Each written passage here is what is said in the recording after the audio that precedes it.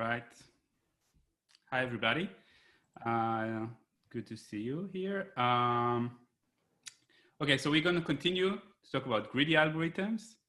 I know that this is not going to be in the midterm this week, but it's going to be, in the next midterm, and it's going to be probably in the final exam. So these are this is important material, and we will see here, a few really beautiful results. Like today, we will talk sort of about 3 different topics. One we already started last time, but all of them are really beautiful. So I really am looking forward to today's talk, and hopefully we will get to cover everything. But if not, then maybe we'll continue next time, or we'll figure something out. Don't worry.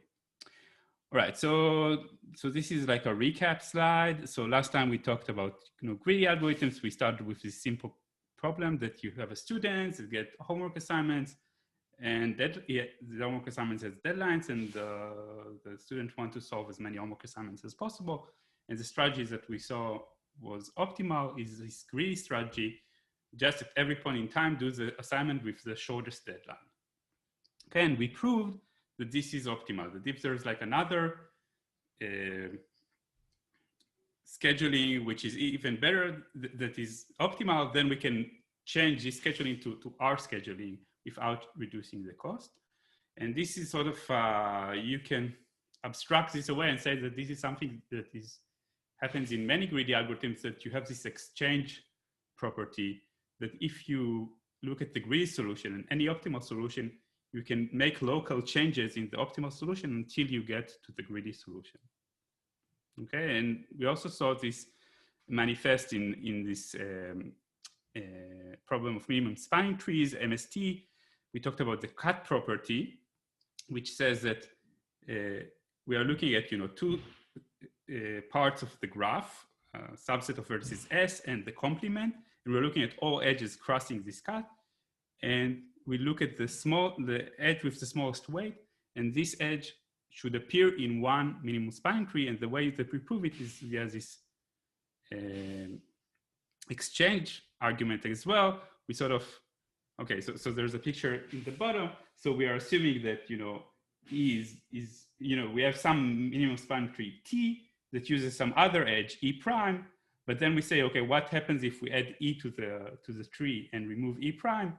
Well, we still get a connected graph. So it's still a tree, and it's actually, it has an even better weight because the weight of E was smaller than the weight of E prime. So this is definitely, some modifications that we can do. There will be cases where the weight of E and the weight of E prime would be equal, and there the 2 options are valid options, but we sort of can change any optimal solution to our greedy solution. Okay, and then we talked about Kruskal algorithm, which was a particular way to finding a minimum spanning tree. We proved the correctness of this algorithm, and today we will talk about the running time of it, and then we're going to talk very shortly about Prim's algorithm, which is another algorithm for minimum spanning tree. And then we're going to move to completely different topic. We're going to talk about compression of files or strings, and we will solve this using Huffman coding, which is a really beautiful way to compress files. And then finally, if we have time, we'll talk about set cover, where we'll see that greedy algorithms sometimes don't give you the optimal solution, but they give you something that is not so far from optimal. Okay, so that's the plan for today. So we were sort of talking about Kruskal. We proved that it works, but we haven't analyzed the running time of it. So I want to finish that first. So a quick recap: this is a minimum spanning tree. It's a tree with the minimal weight when we look at the sum of weights of edges in this tree, and we want this tree to connect all vertices. And the cut property tells us that if we look at any cut, okay, any partition of the sets into S and S complement, or V minus S, and we look at the cheapest edge crossing this cut, then it appears in some minimum spanning tree. And a more refined version of this claim is that if we already selected X we selected some edges to our minimum spanning tree. So this was denoted by the set X. And we now want to extend it by one extra edge. Then we just need to find the cut such that the edges in X don't cross the cut. Okay? If this happens, then we take the cheapest edge on the cut, and this is guaranteed that there exists some minimum spanning tree, maybe a different one, maybe T prime, that contains both X and E. Okay, and the proof was this picture. We're sort of saying, T is this, collection of black and orange edges, okay, where, X is sort of, the edges that we already found, right? And now we're considering to add E to the tree and remove E prime. Now, what we showed last time is that, this still gives you a tree, and it gives you a tree with even, at least as good as a weight as the original tree. So it's an optimal tree. And also this tree includes all the black edges and E. So it includes X union E. Okay, so this way you can find minimum spanning trees. Okay, so just by this cut property, we get a very simple meta algorithm. You start with X as the empty set of edges, and you iterate, you're doing V minus one iteration. Every time you find a cut such that S doesn't cross this cut, and you add just the cheapest edge along this cut. Okay, so the reason that I call this a meta algorithm, because it's sort of, I'm not specifying really how to find this cut, how to find the cheapest edge. It's sort of an approach, but we know that if we follow this approach, it would work, right? Because of the previous, the cut property. And then Kruskal was sort of, it can be viewed as a special case of this meta algorithm that sort of tells us how to find these cuts. And Kruskal works in the following way. So it sorts the edges according to the weight. And every time you consider, and now we iterate over all edges according to the weight. Every time we consider to add E to the set X, we check whether or not E creates a cycle. If it creates a cycle, then we don't add it. And if it doesn't create a cycle, then we add this edge to the set X. And we saw last time that you can prove correctness of this algorithm based on the cut property, meaning every edge that you add to X, you can show that there's a cut such that E is a minimal edge along this cut. And now the question is how can we implement this algorithm? How fast this algorithm works?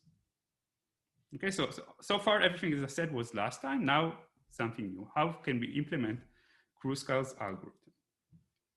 Okay, so first thing, we need to sort the edges. Okay, so we know that we can sort all the edges in time, right? E log E, right?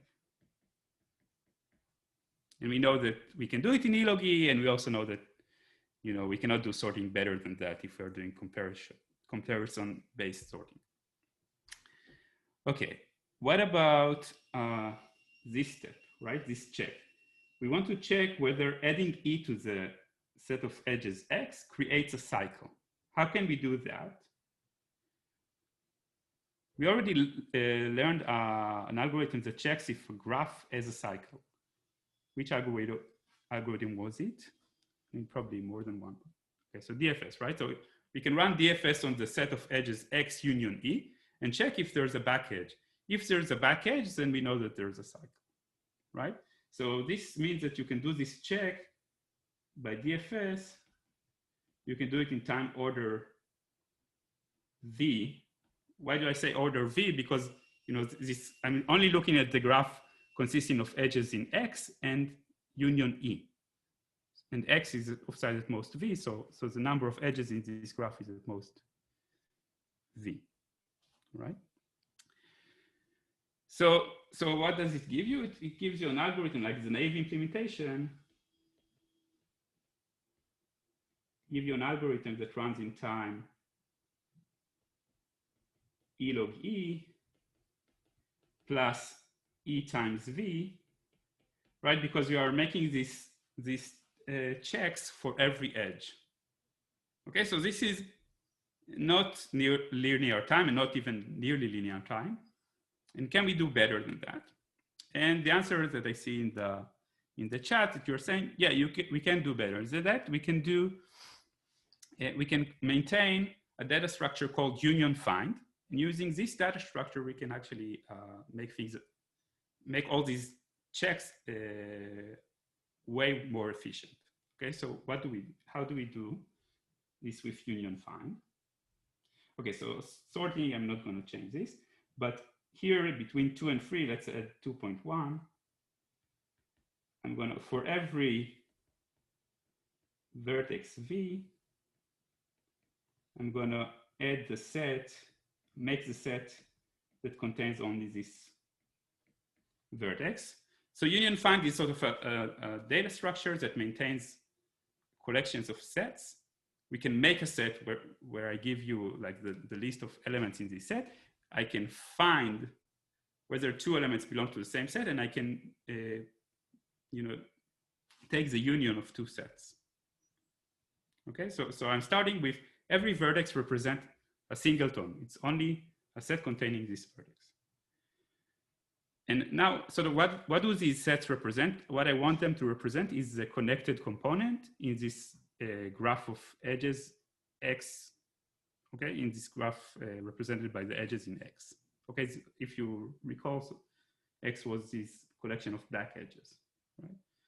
So these back edges form a forest in any point in time in the algorithm, right? And they form a union of connected components. Okay, so how do I check if adding E to X creates a cycle? I'm checking whether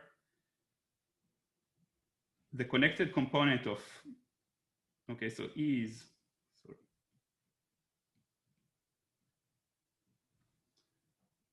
So E is, a pair UV. And to check this, this is equivalent to checking whether find U equals find V. In other words, whether the connected component of U and the connected component of V are the same connected component. If they are, then adding an edge would create a cycle, right? We know that they're in the same connected component, so there's already a path between U and V, and now we added a new edge between U and V, so now there's two paths, so there's a cycle.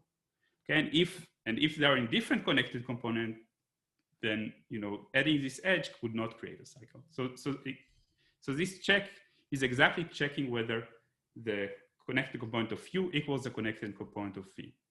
Okay, so this is great. So we did find, but we need also to maintain this data structure. So when we add this edge, we need to take the union of the two connected components, right? So for this, we do here union of U and V, right? So again, we're maintaining for every set, for every vertex, in which connected component it belongs to. We are checking whether two vertices are in the same connected component. If they are, then we skip this edge. If they are not, then we join these, we take the union of these two connected components. Okay, so and now the question is what's the running time?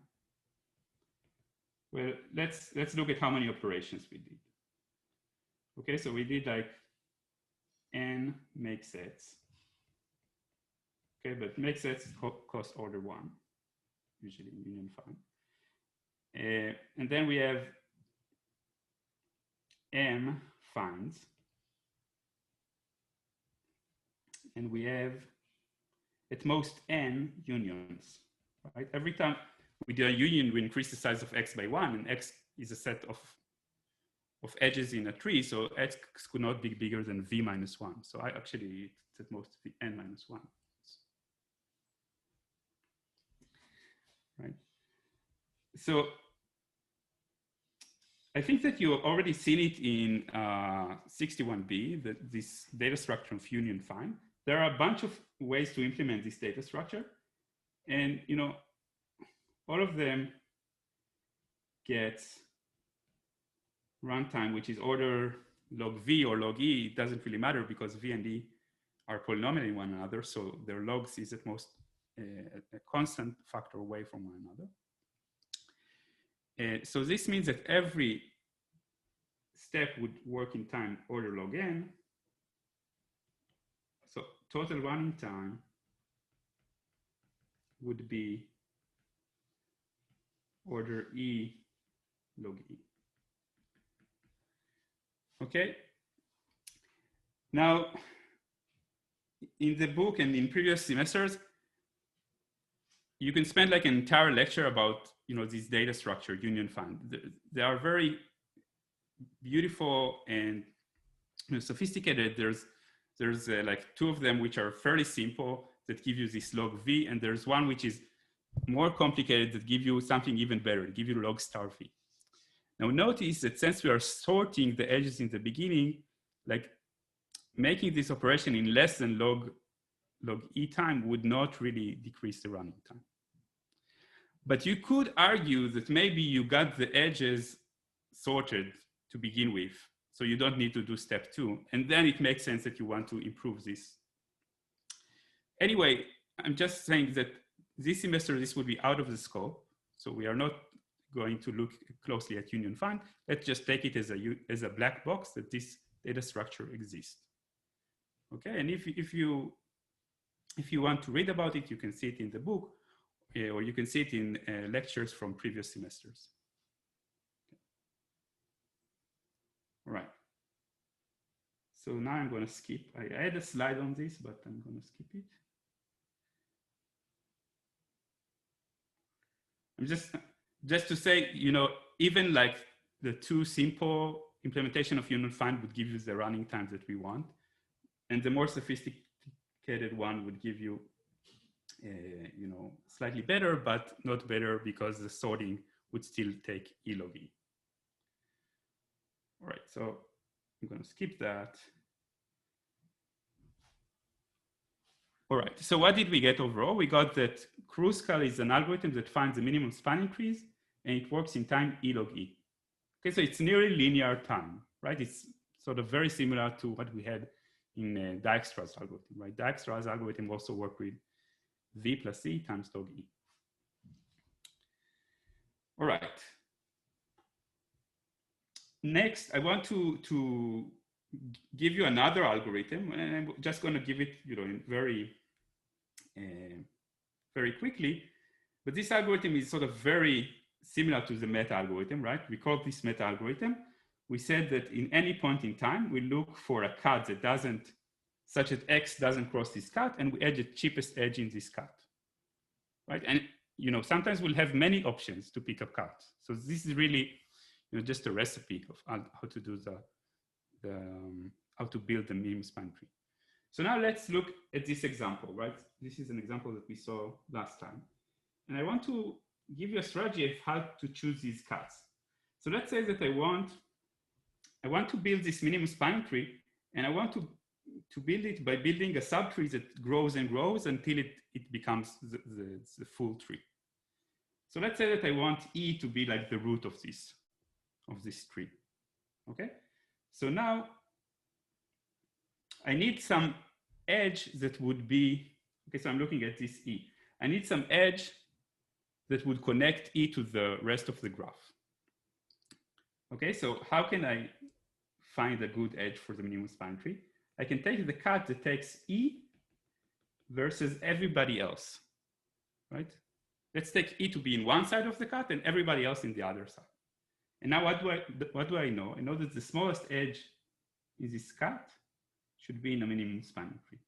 So this means that I need to pick this one, all right? Now what? Now I'm looking at, you know, E and C are connected now. So let's look now at the cut that takes E and C on one side and all the rest on the other, right? So this cut definitely, all the edges that we picked so far do not cross this cut, because by definition, you know, the edges are inside this connected component, right? And now I look for the smallest edge in this cut. So what is it? Well, there are actually two options, so let's pick just one of them. I mean, we can break ties arbitrarily. So let's pick this one. Okay. And now I look at, B is connected to C is connected to E according to my set of edges that I picked so far.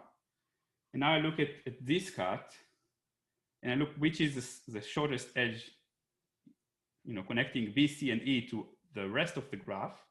Well, this is this edge, AC. So I'm picking this edge.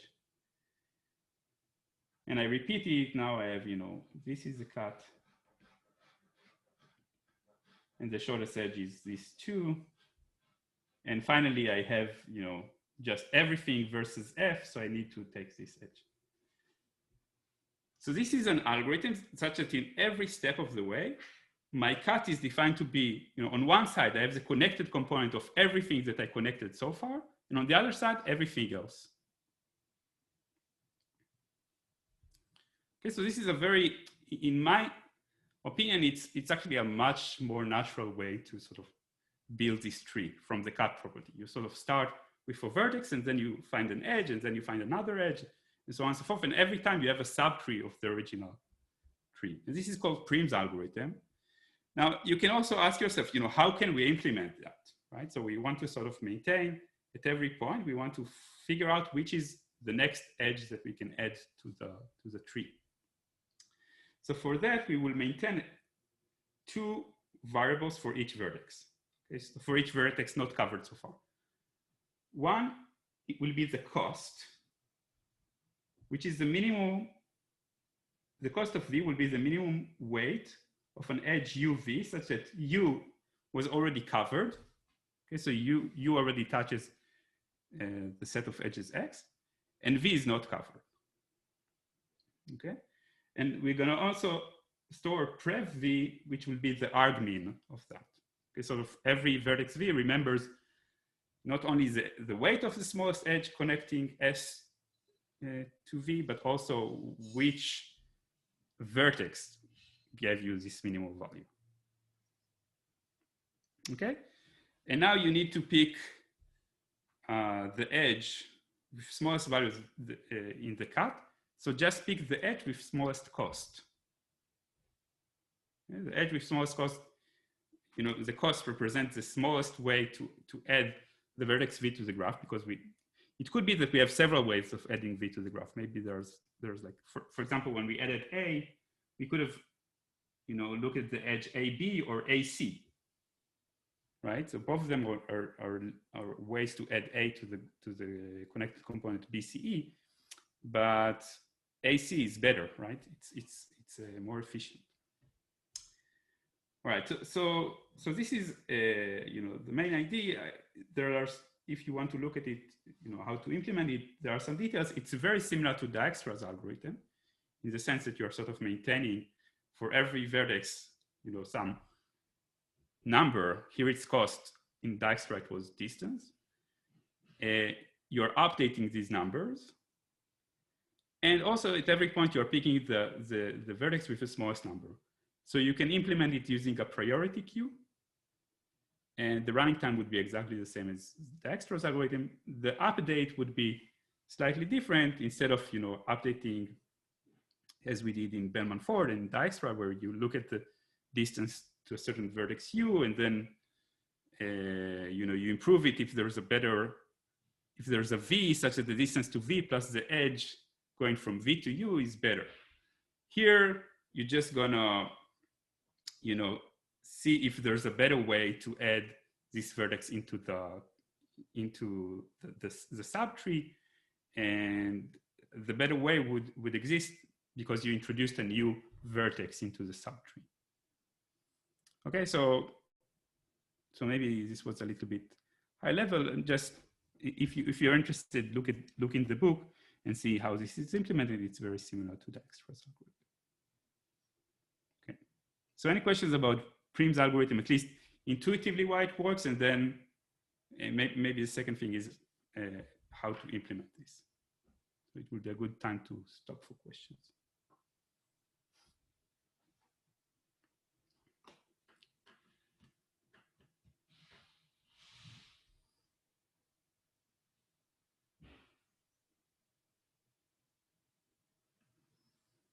We have a couple of questions on how you got the final runtime for Crucicles as E log E instead of V plus E log E. Yeah, okay, so just, yeah, it's true, it's V plus E log E, but E is bigger than V, right? This is a connected graph, right? We're assuming that we start with a connected graph, so E is at least V minus 1. So yeah, V plus E is the same as E, right? In terms of, it's like theta of E. Yeah, you could write it like slightly more, with more terms, but actually this would be equivalent to what I wrote. It's E log E.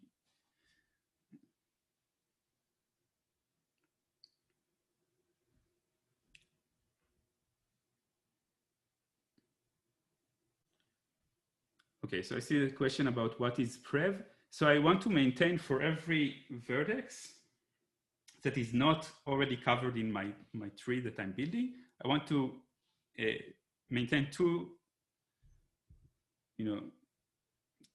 data points. One, what's the minimal cost to add it to the tree? This is cost V. And second, what is the edge that gives you this minimal cost? Okay. And this edge, and then we pick the vertex with the smallest cost and we add this edge to X. Did that answer your question?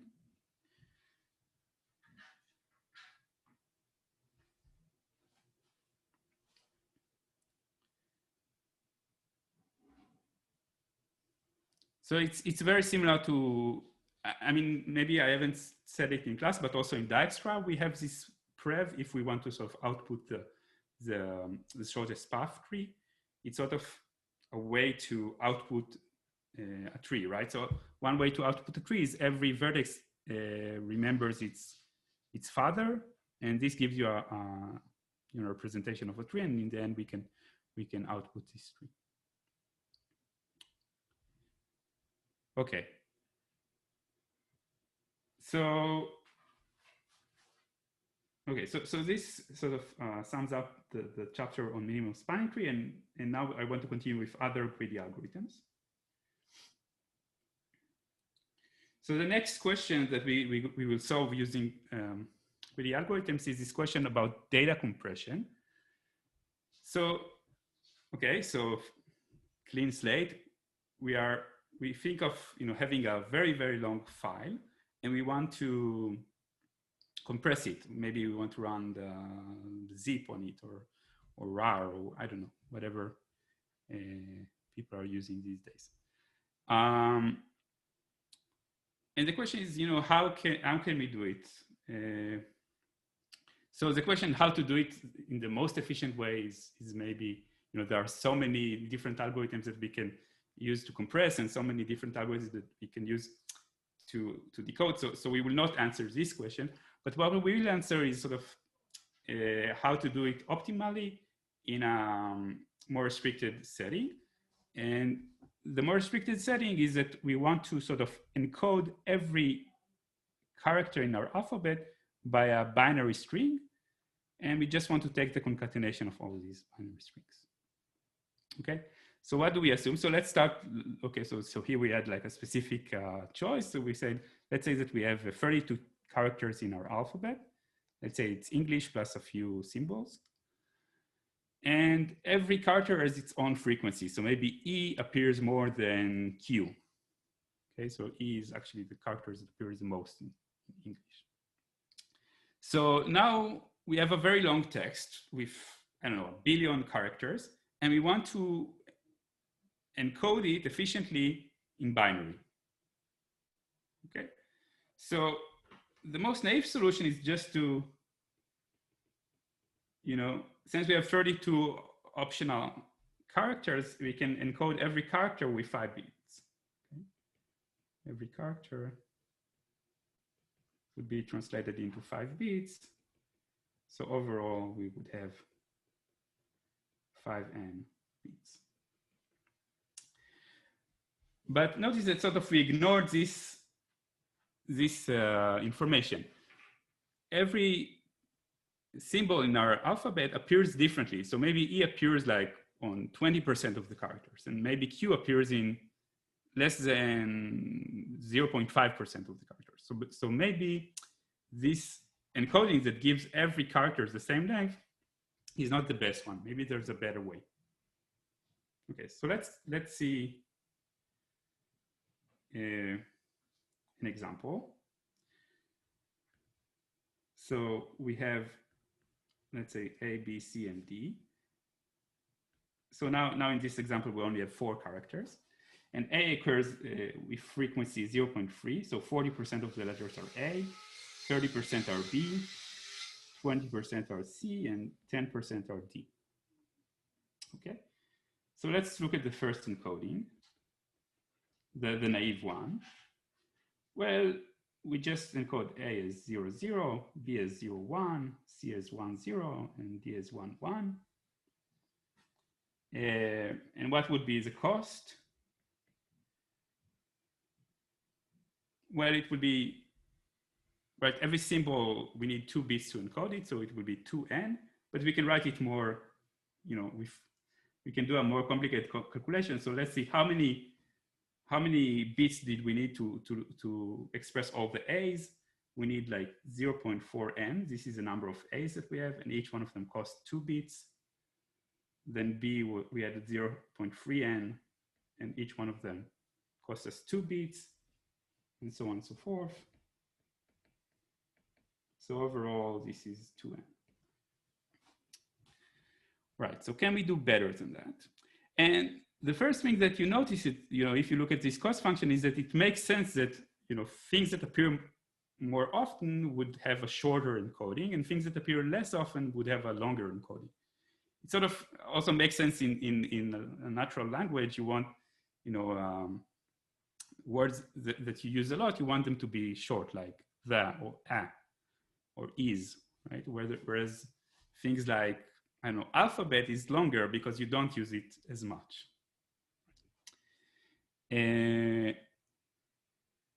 All right. So with that in mind, maybe we should have this encoding. Maybe we should encode A as 0, just one single digit, single bit, B as 1, and then C as maybe 0, 0, and D as 0, 1. Is this better than the original encoding?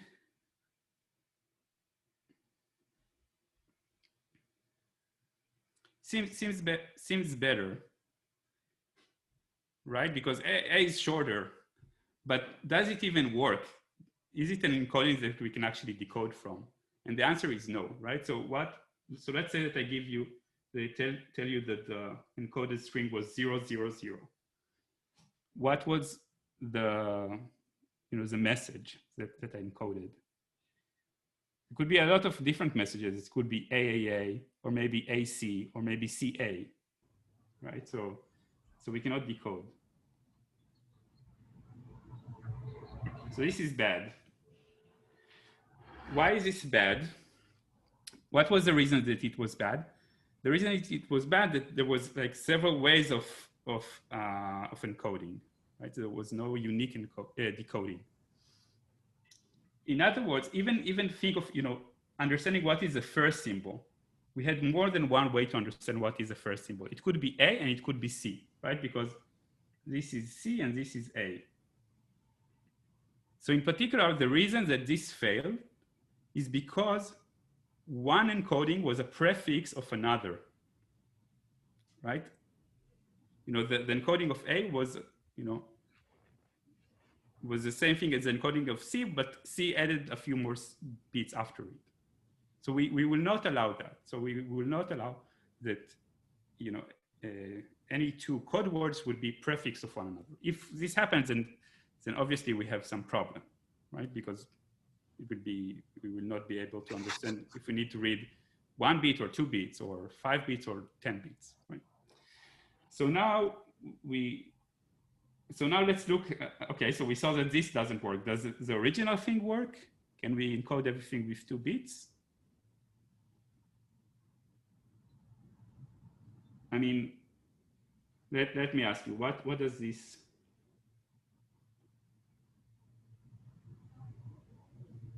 string represent?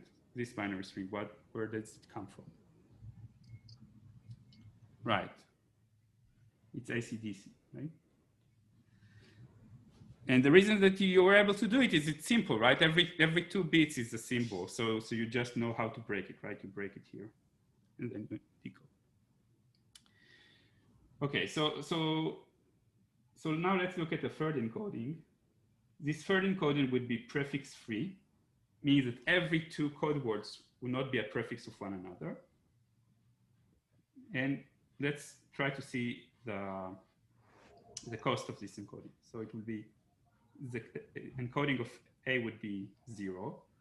Now for B, we cannot start with a 0, right? Because A is already only 0. So if B starts with a 0, then we would violate the prefix freeness. So B is maybe 1, 0. And now B is 1, 0, so C cannot start with 0, and it cannot start with 1, 0. So it must start with 1, 1. And D also can start with 1, 1. Okay, so this is a prefix-free code. You can check that every 2 code words are not prefix of one another. So in particular, if I write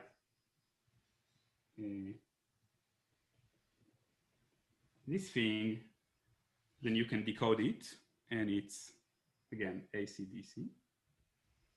Right? You just read until you find some legal code words, and once you find it, you sort of know that you stop, and then you start again, and so on and so forth. Now, what would be the cost of this encoding? Okay, so assume that, again, we have a very long string where these are the frequencies.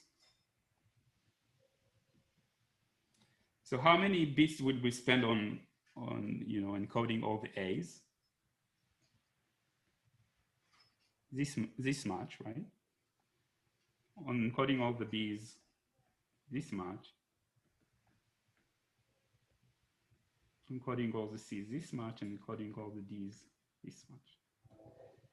And overall, let's do the calculation. So this is 0.4 plus 0.6 plus 0.6 plus 0.3, so it's 1.9. We saved 5%. Okay, so we see that in this situation, there's something better to be done. Okay, but we are very greedy. We want not only better, we want the best, right? And actually, this is the best, and we will show a general way of how to come up with the best encoding. Okay, and this may seem like a small improvement, but in some cases, this could be a large improvement. Like, let's say that you have, I don't know, like 1,000 characters, and they have very different frequencies. Then you can really save. You can maybe save a factor of 5 or something like that. All right. So now I want to represent all, these encodings. It's a little bit hard to work with. I want to represent it in a slightly different way. So I know that these encodings are prefix free. Sorry. These are prefix free. Let's erase that. Copy it from scratch. So these encodings are prefix free encodings. And I want to see a correspondence between these encodings and trees. Okay, so let's look at an example. So this is an encoding which is prefix free. A is encoded by 0, C is by 101, G by 11, and T by 100. You can check that no 2 are prefix of one another. Okay, so I want to represent this encoding as a tree. So how do I do that? I start with a root, and then every edge corresponds to either whether the next character is a 0 or a 1. Okay, so if I have a 0, then I know that A is the only character that is possible. And now I'm looking at all the other code words. So what is G? It's 1, 1. So I write it here. C is 1, 0, 1. This is C, and T is 1, 0, 0. So I'm sort of like thinking of these code words as instruction, right? So sort of 0 tells me to go left, 1 tells me to go right. And these are instructions how to go from the root to leaves. And on the leaves, I would have all the characters. Okay, so that's how we can get from the prefix-free encoding. We get a tree, this tree. Okay. And we can also go the other way. So if we have some tree, so let's say we have this tree, again, and I mark the leaves by characters,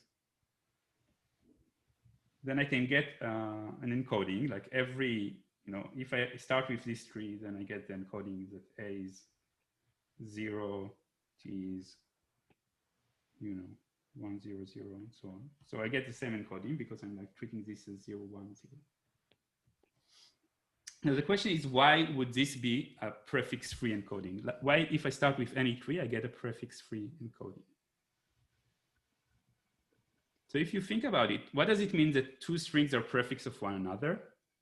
It means that the path from the root are also prefixes of one another, meaning that one of them sits above the other in the tree.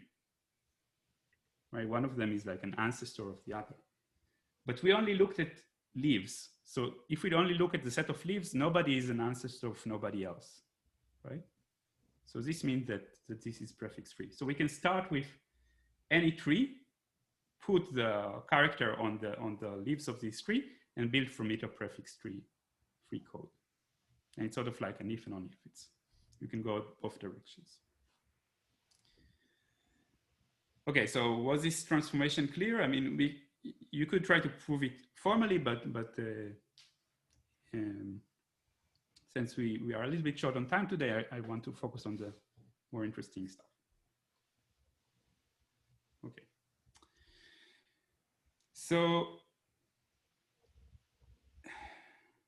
all right, so now we are given a set of frequencies, right?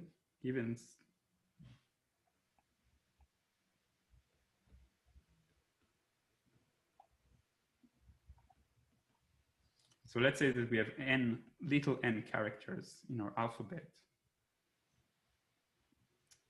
And we want to find the best prefix-free code, right? So how do we measure the cost of a code if we look at this tree? What would be the cost of this tree?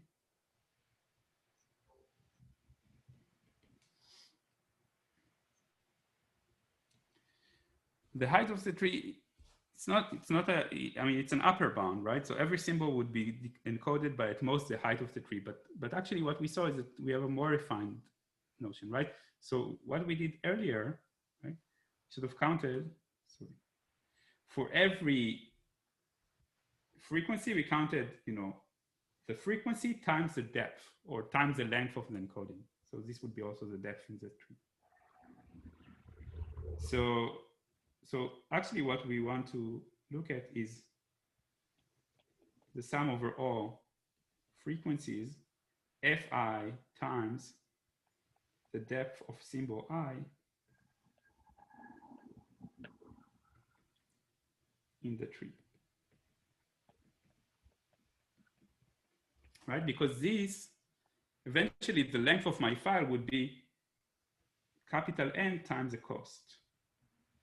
This would be the length of the file, of encoded file.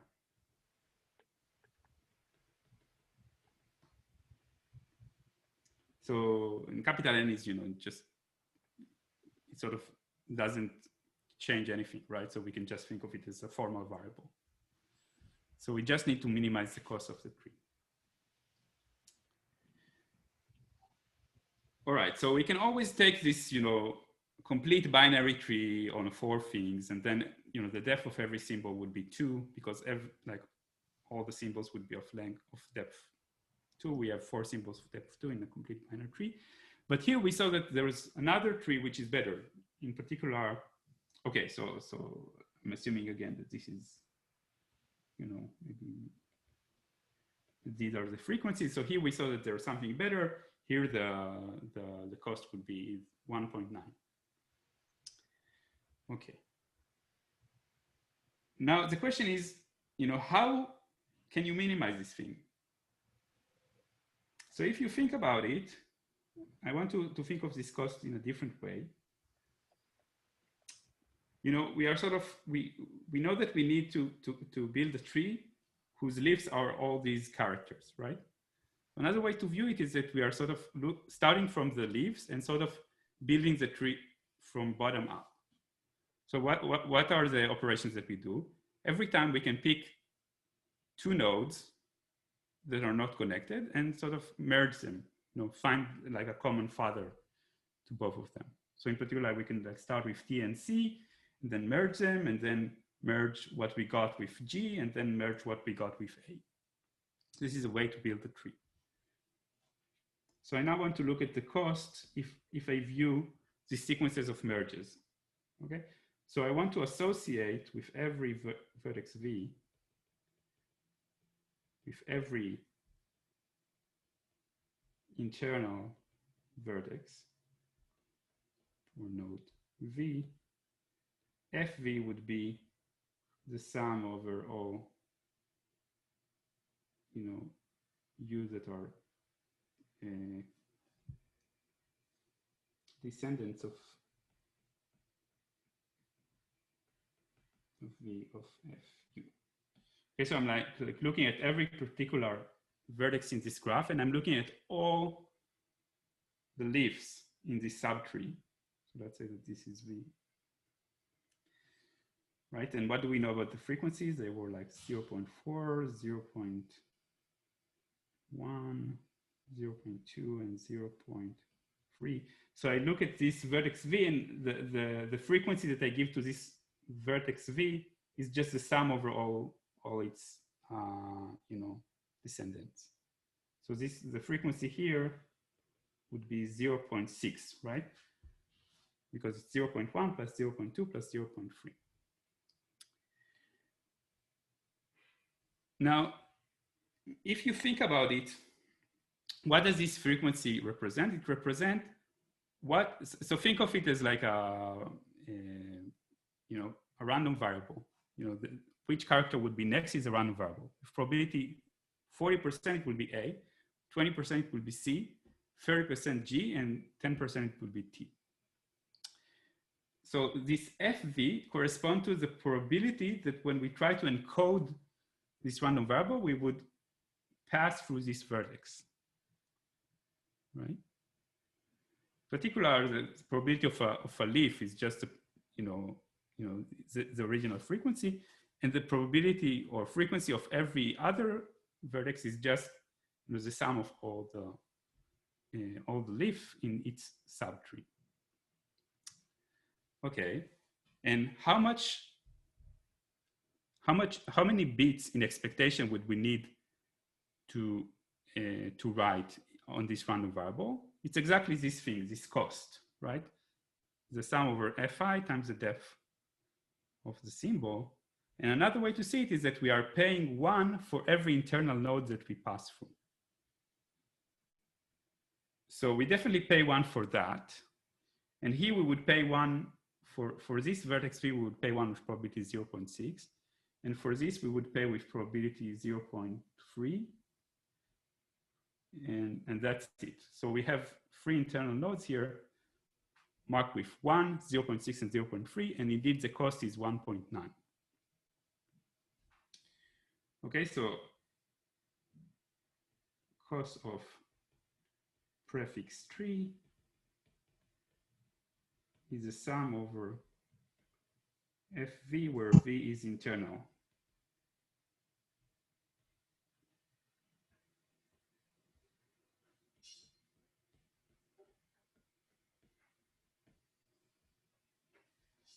Okay, so this is just a manipulation. It's another way to write the cost. All right, so having this in mind, how can we think about this problem differently? Think of it as if you start with the leaves. Every time you merge two leaves, you create a new internal node. And what will be the frequency of this node? So let's say that I'm merging now T and C. It will be just the sum of the frequencies, right? And now I have this new, meta node, which is, I can think of it as, just a node corresponding to the union of T and C. And now I maybe merge this node with G. And what would be the value, the frequency of the new father? It will be the sum of the frequencies of the two children, right? 0.3 plus 0.3. So this is really the same thing as the following problem. You are given a sequence of ropes. Every rope has a different length. And you want to connect all the ropes. Every time you connect two ropes, how much do you pay? The sum of the two ropes. So the minimal solution to the rope problem is exactly the cost of the minimum prefix tree for Huffman. And now that I pose this question as this question on ropes, like you have ropes with different lengths and you need to find a sequence of ways to glue them together in a way that you minimize the sum of cost, and every merge costs you the length of the sum of the length of the two ropes that you connect. So what would be a greedy approach to this? Which ropes would you connect first?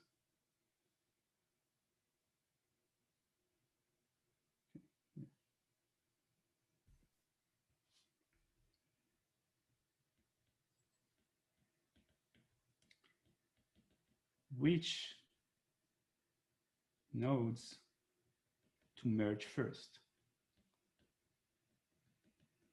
So it's greedy, right? So it must be something simple, right?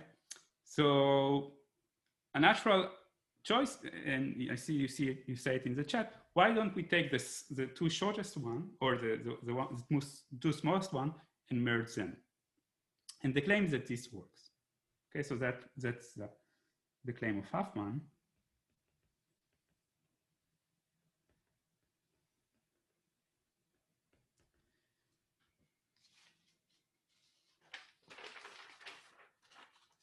So maybe for the claim, let's see it in an example.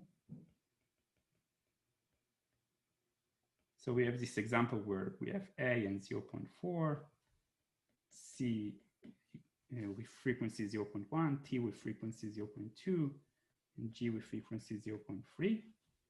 And now we said, greedily, we want to take the two symbols with the smallest frequency and merge them.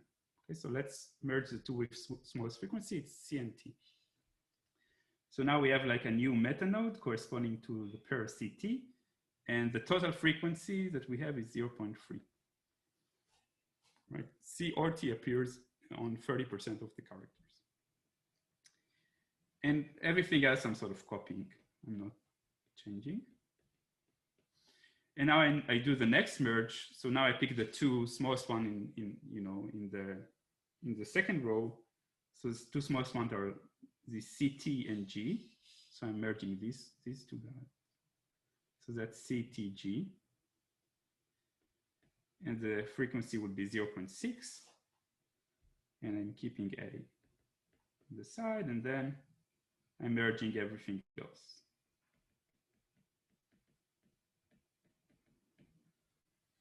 And let's keep track also of the cost. So what was the cost? The cost of the first merge was 0.3. The cost of the second merge was 0.6. And the cost of the final merge was 1. And you see that the cost of this tree is 1.9. And the claim is that, by picking at every point to merge the two meta nodes with smallest frequency, this gives us the optimal solution. Okay, so let's write Huffman's claim. He says an optimal tree, sorry,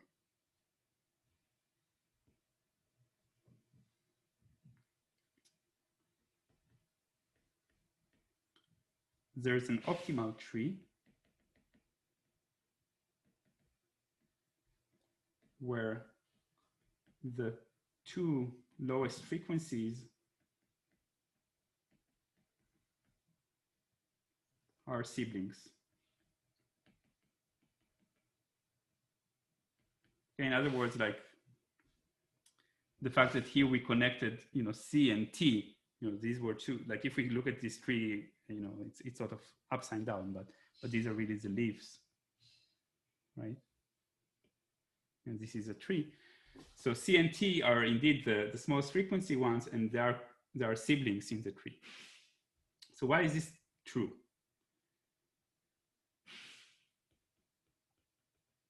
So, right, so let's look at some optimal solutions. So we have some tree.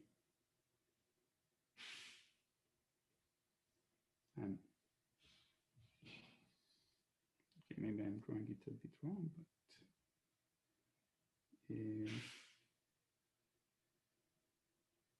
right. And now I want to look at the two deepest nodes.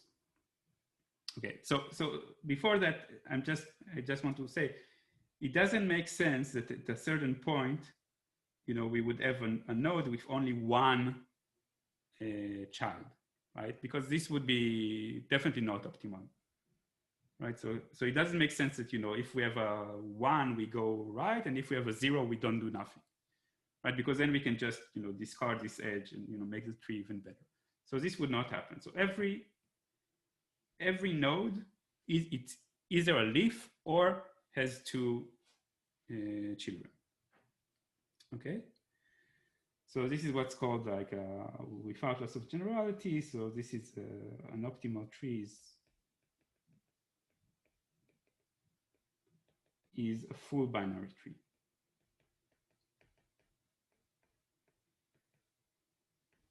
Okay. So it's a full binary tree. Let's look at the deepest node in this tree. So let's call it U. And we know that the father of U is not a leaf, so it must have another child. So let's call it V. Right? This is because this is a full binary tree. So now it could be, and we have like the two smallest frequencies, maybe F1 and F2. So they are like the smallest, like maybe F1 is smaller than F2, smaller than F3. Okay, so let's say that these are the frequencies like after relabeling.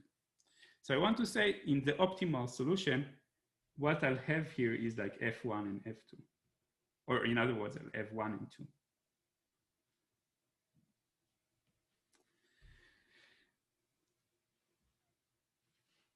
WLOG is without loss of generality.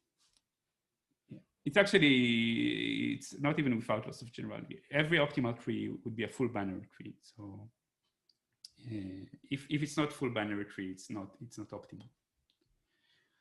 Okay. So why is this the case? So it's not necessarily that every optimal tree would have that, but we want to show that there exists some optimal tree with that.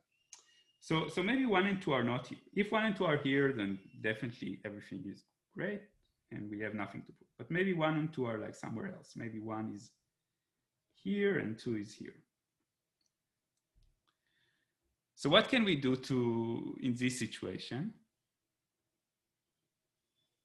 So we assume that this tree is optimal, but recall that the frequency of 1 and the frequency of 2 was lower than the frequency of everything else, in particular U and V. So how can we make this tree, even better? Any ideas? We can swap, right? What if we just swap between 1 and U and 2 and V? So maybe we can swap.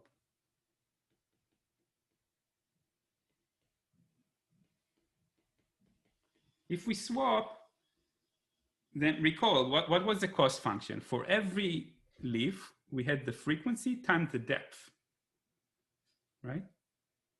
So if 1 and 2 are more shallow than U and V, we improve the scenario, right? Because sort of now U is at a smaller depth and 1 is at a higher depth, but the difference between when we do the swap, the difference is actually makes the solution better, right? Because we exchange a more frequent element with a less frequent element, and it's a very simple one-line inequality. When will be the case that this is actually doesn't make a change? It could be that 1 and 2 are at the same level as U and V. Maybe this is a complete binary tree. Well, in this case, this swap doesn't change the cost at all, right? Because 1 and 2 are at a certain level, and U and V are at the same level. When we do the swap, the cost remains the same. So this either improves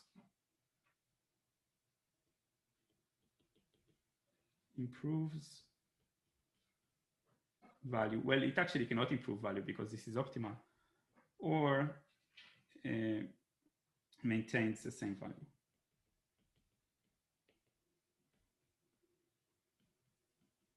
But overall, what did we get? We got that there's a tree, which is optimal, right? Why is it optimal? Because it's at least as good as the original one. And 1 and 2 are siblings of one another.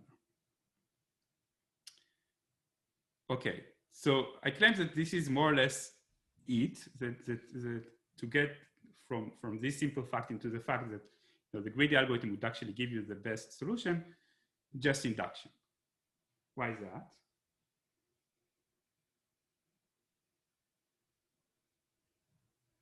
Okay, so the claim is that Huffman works. Huffman's strategy gives an optimal prefix-free tree.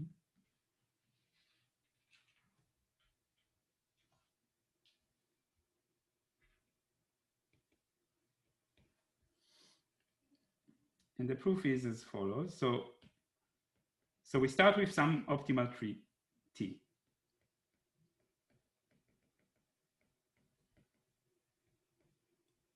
Yeah, sorry, I want to say that.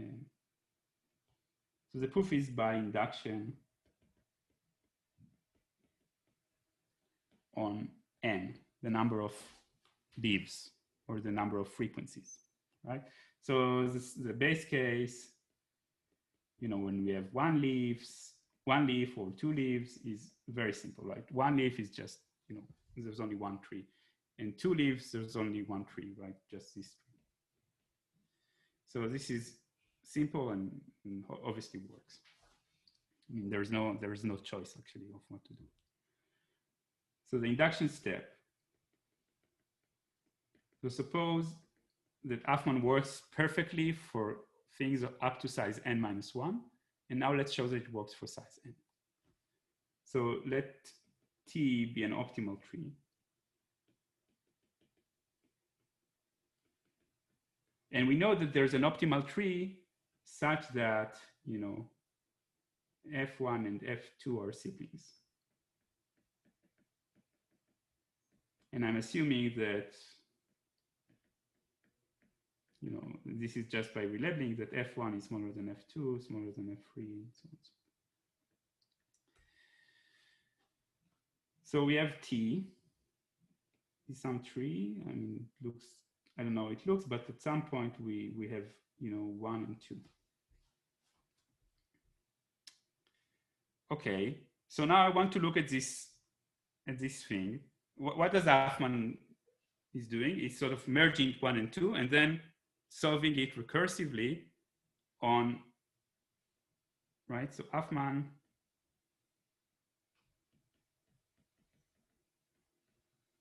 merges F1 and F2 and then solves recursively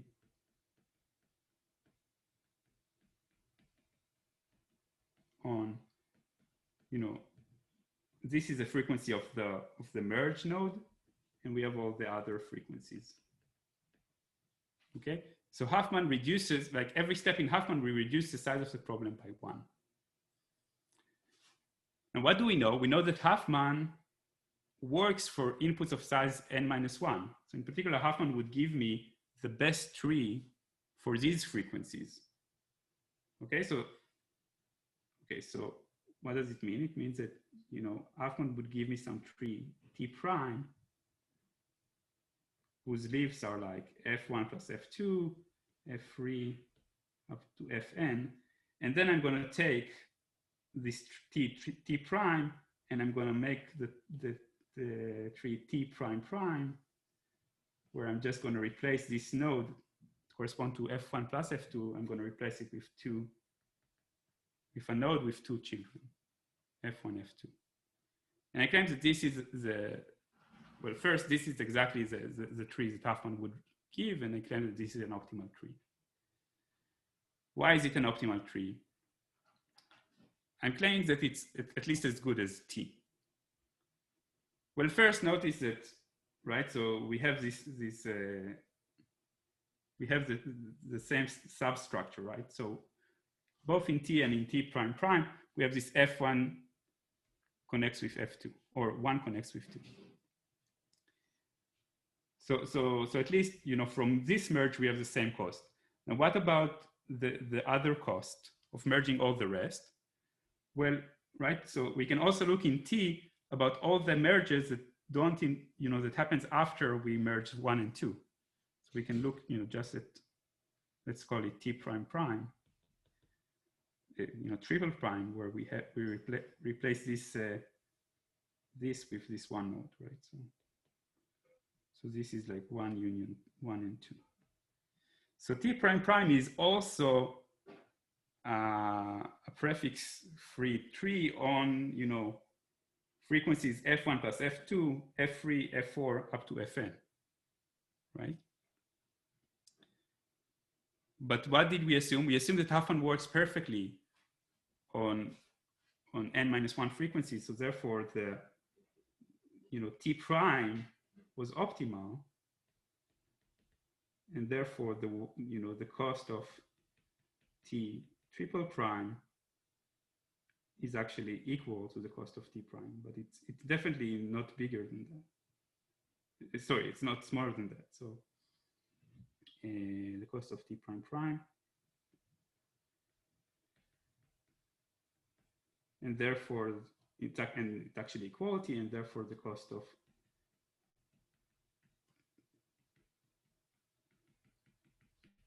so I'm spelling it out, very carefully, because I want you to see the details of it, but basically it's induction on N, right? So we see that this first step that we do is a legal step where we merge these 2 leaves. And then we rely on the induction hypothesis to say that, well, actually, to continue, we just apply the same algorithm on n-1 frequencies, and the algorithm works correctly by the inductive hypothesis.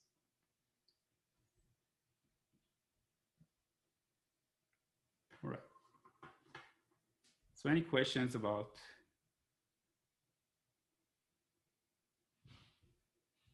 this?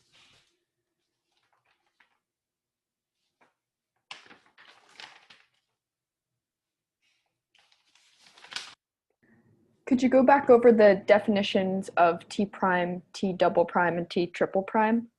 Yeah. We have a question on that. Right. So T was the original tree, and we assume that 1 and 2 are connected. T prime is just this, what is it? It's the Huffman tree on the frequencies F1 plus F2, F3, F4 up to Fn. So this is the Huffman tree. On n-1 frequencies. And then T prime prime is just, I'm taking this one node that corresponds to the union of F1 and F2, and I'm replacing it again with a node that has 2 children, F1 and F2. Okay. And now to argue that T prime prime is optimal, I'm sort of arguing that T prime is optimal, meaning that it is at least as good as T triple prime, where T triple prime is established from the best solution, where I sort of merge these two vertices 1 and 2. And since T prime is at least as good as T triple prime, then also, this thing, the one that Huffman is returning, Huffman on n frequencies, this is also the optimal solution, okay? Because what is the cost of T triple prime? Sorry, T prime prime. The cost of T prime prime is exactly the cost of T prime plus the sum of F1 and F2. Okay, and similarly for T and T triple prime. Okay, so let's write it down.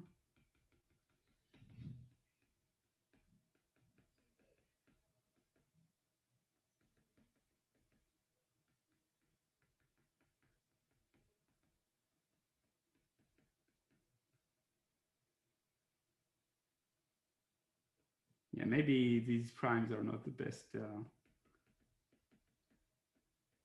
choice because it's hard to say, but you could maybe pick a better notation for that. Okay, so this is actually quite simple. Just maybe the most confusing thing here is a notation. But just what did we do here? We merged the two smallest ones, and then we applied induction, right? And by the induction hypothesis, we are doing the right thing on n-1 nodes, and then we can get from that we are doing the correct thing on n nodes.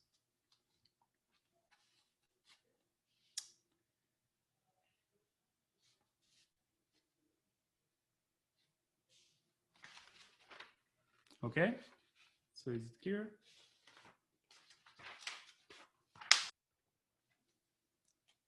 Right, so I have 5 minutes. Let me go over maybe the definition of the next problem, and probably we will continue talking about it next time. Though this would not take too long, but I mean 5 minutes is really a stretch. Okay, so the next problem is this problem called set cover. This is a super important problem. We will see several times in the course. It seems a bit weird. Why is it such an important problem? But actually, as we will see later, if you know how to solve this one problem, then you know how to solve like thousands of problems efficiently, and whereas the best algorithm known today runs in exponential time. And moreover, you would win $1 million. So if you would solve this set cover problem, there's a lot of incentive to do that. And on the other hand, this also means that it's probably very hard, and most people believe that this is an intractable problem. Okay, so I gave like a very long introduction, but let's look at the problem. It's fairly easy. So we have a universe of n points, which we call U. Okay, so here, for example, in the example that we have 4 points. And in addition, we have a collection of subsets, S1, S2, S3, up to Sm. Each subset is just, a subset of the points, right? So S1 is like maybe the points 1, 2, and 3. S2 is the points 1 and 2. And S3 is the points 2, 3, and 4.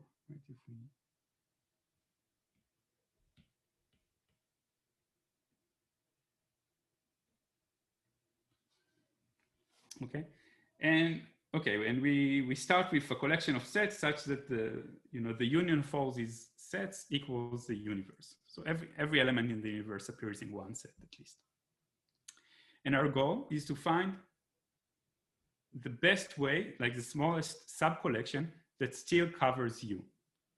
Meaning to find the minimal size of set J of indexes between 1 and m, such that if we take the union of all these Sj's, where little j is in capital J, then we get U. Okay, so let's look at an example. So here, these are the three sets. So obviously, if we take S1 union S2 union S3, this equals 1 to 4. So that's good. That's a set cover. But we have something smaller than that, right? So what is smaller than that? Can you give me a smaller set cover?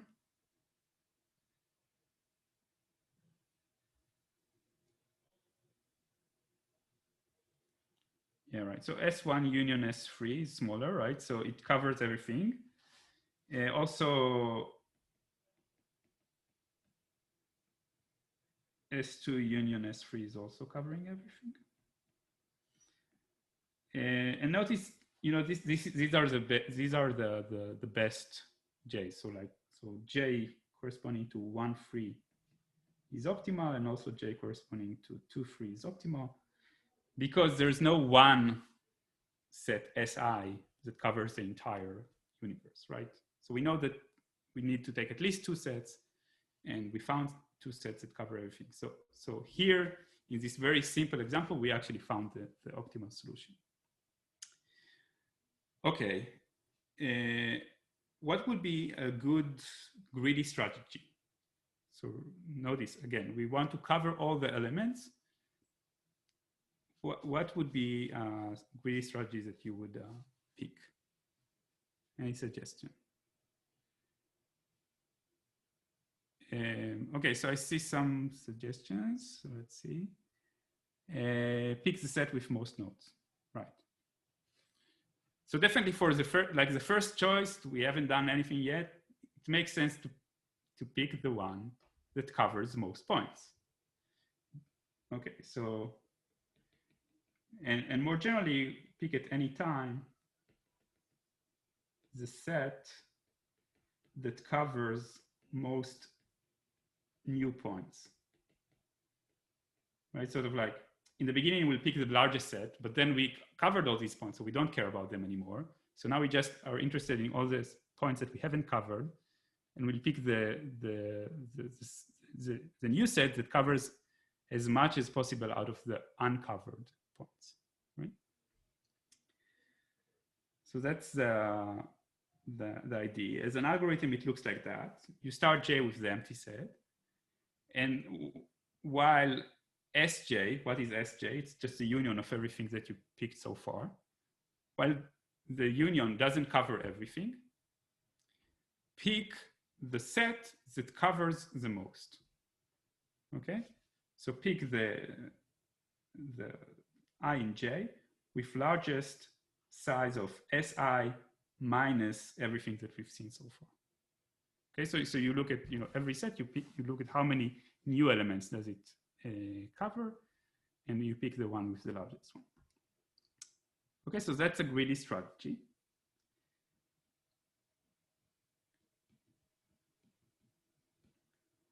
And so recall that we have a few questions that we ask for every algorithm. One, is it correct?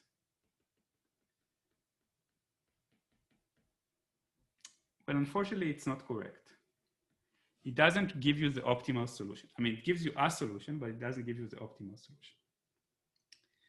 But on the other hand, I also started by saying that it's unlikely that we would have an efficient algorithm for this problem. This problem is considered very, very hard for very good reasons. We will see later in the course.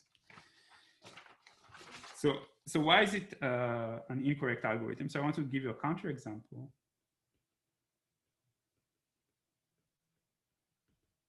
What if the sets are like this? It looks like a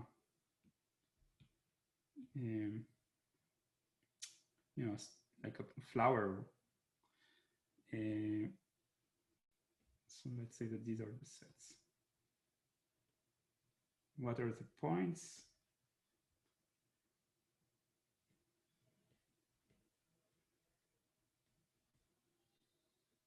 Okay, so let's say that these are the sets.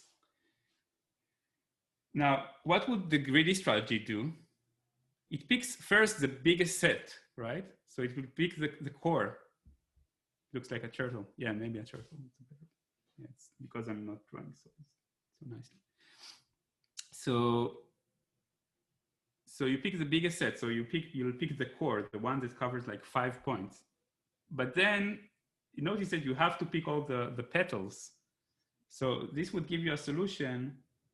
Greedy would give you just will pick all sets eventually. So this will give you a J, which is size 6, but the optimal solution, what is it? Well, here it's easy to argue what's the optimal solution.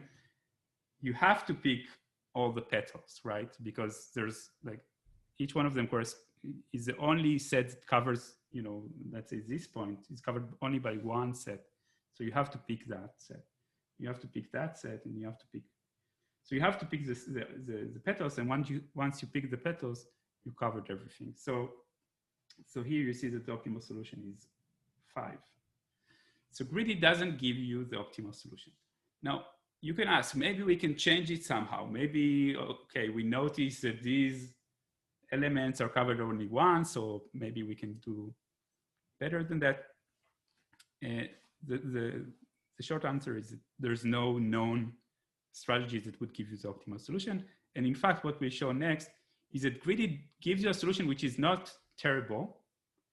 It gives you a solution that is, if the optimal solution is like uses k sets, and greedy would use k log n sets.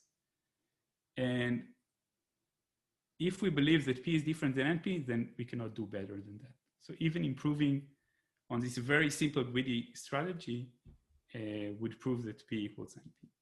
Okay, so we'll talk about it a little bit next time after the midterm, and we will also start a new chapter about dynamic programming. But just to sum up, so greedy was this very general strategy in algorithms where in every step of the way you're making the best decision according to some heuristic. We showed that in several cases it gives you the optimal solution, and sometimes it gives you very efficiently in nearly linear time. And we saw that in other cases it doesn't give you the optimal solution, but it gives you something which is close to it. This is what we'll see next time.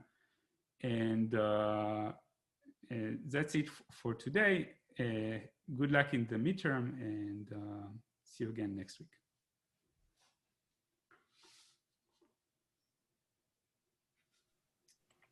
I want to ask one question that was in the Piazza thread a while back.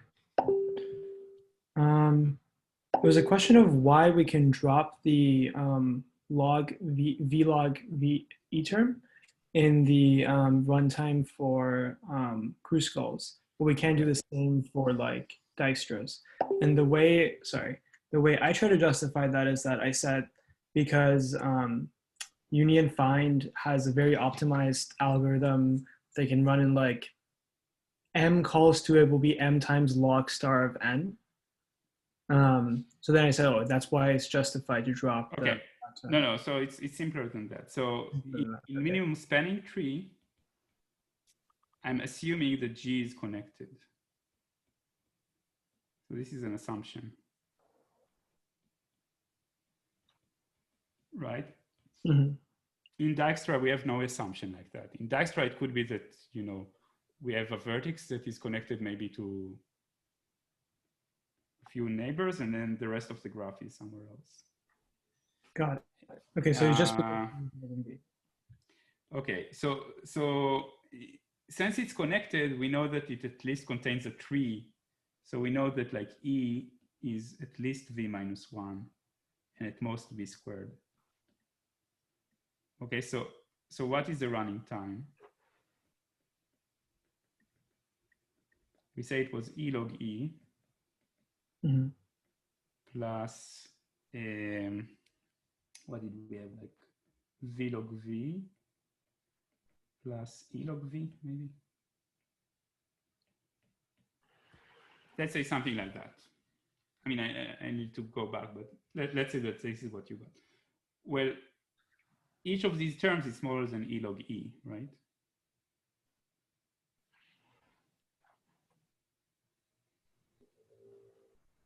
This is definitely also E log E.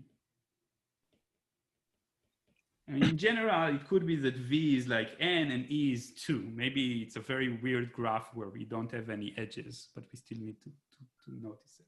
Got it. I'll update that. But in this case, it's not, right? So, and usually V plus E, you should think of it really as E, right? Because this weird case is not super interesting, where you have these isolated vertices.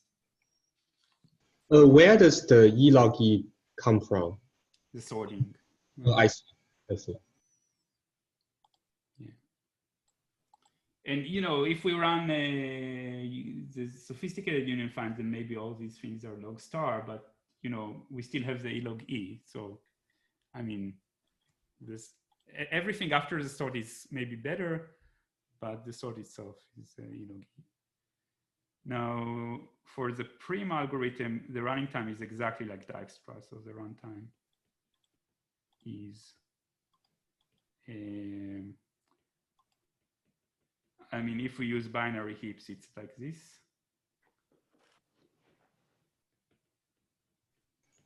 And if you use Fibonacci heaps, then it's V log V plus E. So actually, it's not much worse. The only reason that you would use Kruskal, why Kruskal is better, is if you already have the edges sorted to begin with, then you can sort of skip this step, and then it's almost linear time, because log star is like at most 5 for any,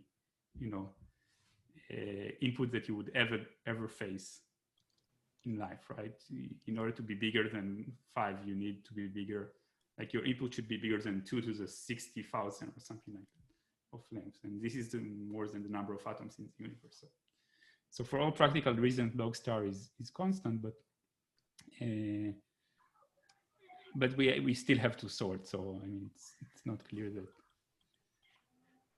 it's helping us.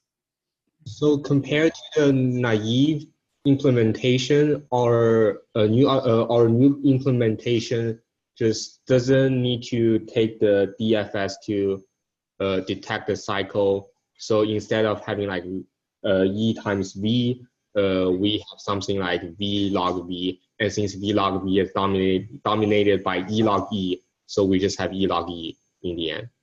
Yeah. I see. Thank you. So for Prim's algorithm, why can't we assume that E is greater than V? Sure, but right? Yeah, you can.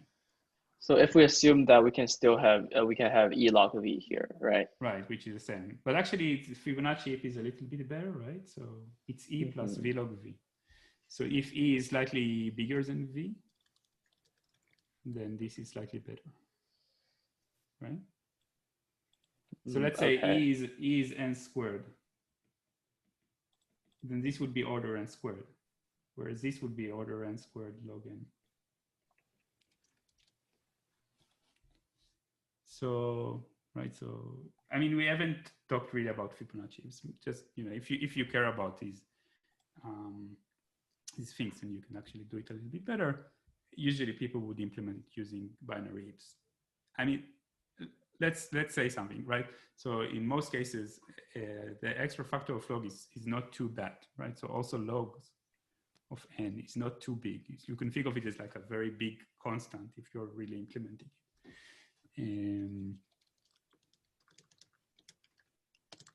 I mean, don't write it in an exam, of course, but I'm just saying that, if you think about an algorithm, sort of you should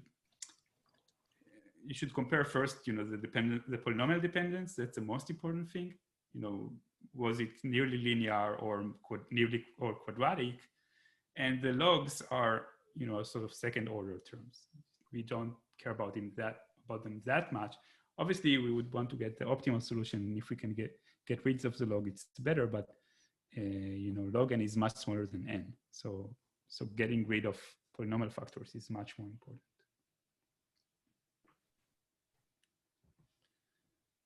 Right. I might stop the recording because I have to head out.